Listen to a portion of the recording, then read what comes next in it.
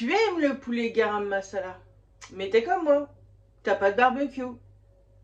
J'ai une solution pour toi. Je vais commencer par faire torréfier un peu de cumin. Une cuillère à café. Clou de girofle, je vais mettre 6 clous de girofle. Bien sûr, du garam masala. Donc là, je vais mettre 2 cuillères à café.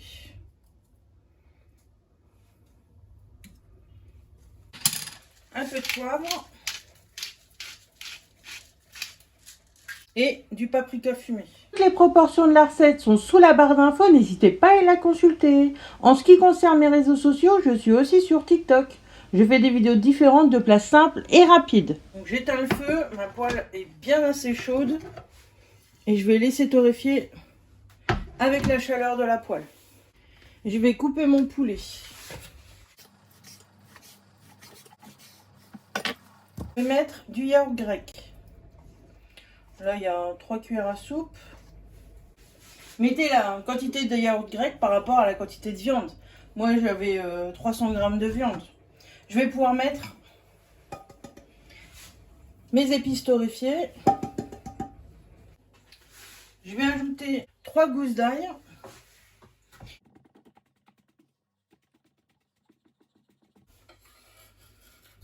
Les 3 gousses d'ail.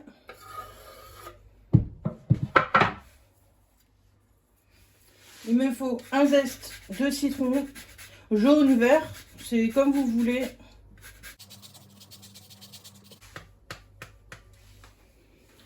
Je vais éplucher, oh, il y a 3 cm de gingembre.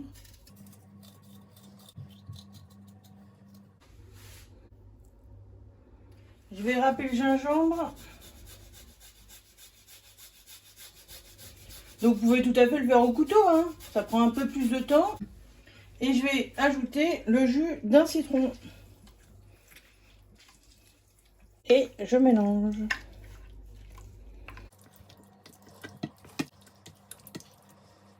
L'idéal, c'est de le faire mariner une nuit.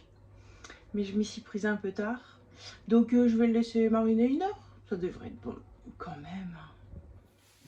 Oups, j'ai oublié de saler.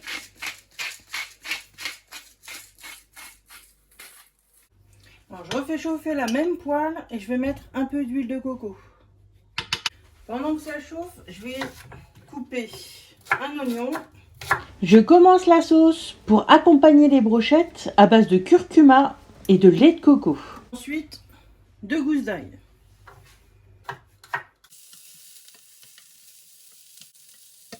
J'achète du gingembre frais que je mets au congélateur parce que c'est par 100 g mais c'est trop.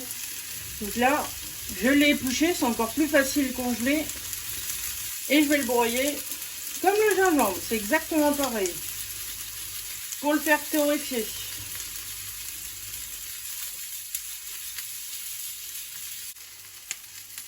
Je m'occupe du piment végétarien.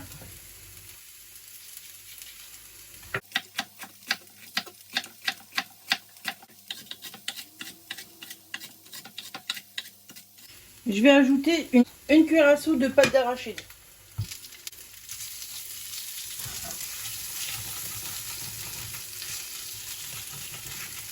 J'ajoute l'ail et le poivron, enfin le piment, pardon.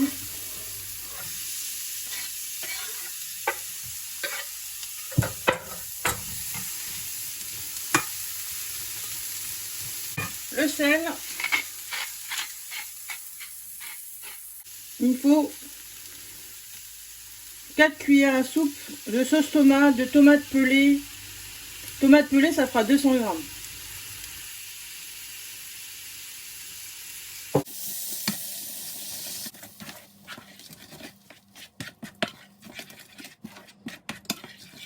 C'est le moment d'ajouter le lait de coco.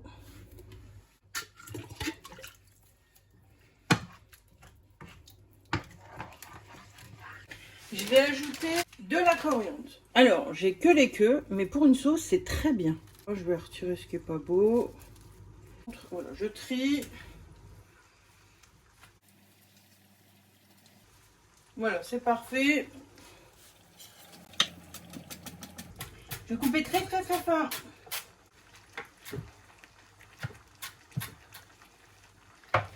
Et hop, en cuisson. À faire mijoter sur feu doux, je vais bien réduire mon feu pendant 20 minutes. J'ai sorti mon poulet, il est mariné depuis 1 heure, c'est très bien. Alors avec la sauce, tout dans le même plat, je vais mettre mon four sur ventilé 120 degrés.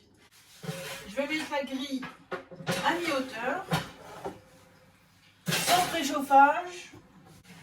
Le poulet est cuit. Donc je vais mettre mon four à 250 degrés sur le grill. Je vais changer de plat. Ça évitera de faire cramer tout le pourtour de la sauce là.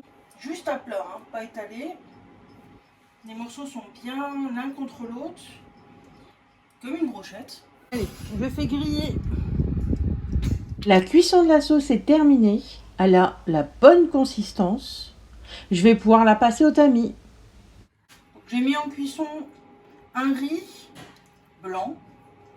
Si la cuisson du riz vous intéresse, j'ai fait une vidéo YouTube il y a quelques mois qui est toujours d'actualité.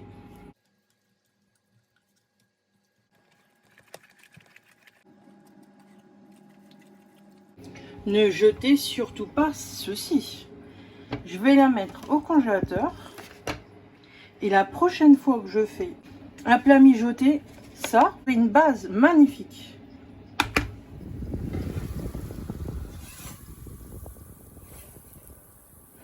Et voilà. Au-dessus, c'est bien grillé. Et en dessous, c'est tout fondant. Mais pour donner un bon coup de fraîcheur, je vais rajouter une pointe de yaourt. Grillé au four. C'est ça l'ultime étape.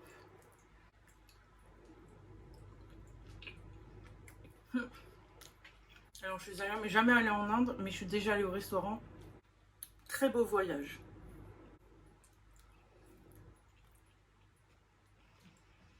Merci d'avoir partagé ce bon moment avec moi. N'hésitez pas à vous abonner. Je vous dis à bientôt.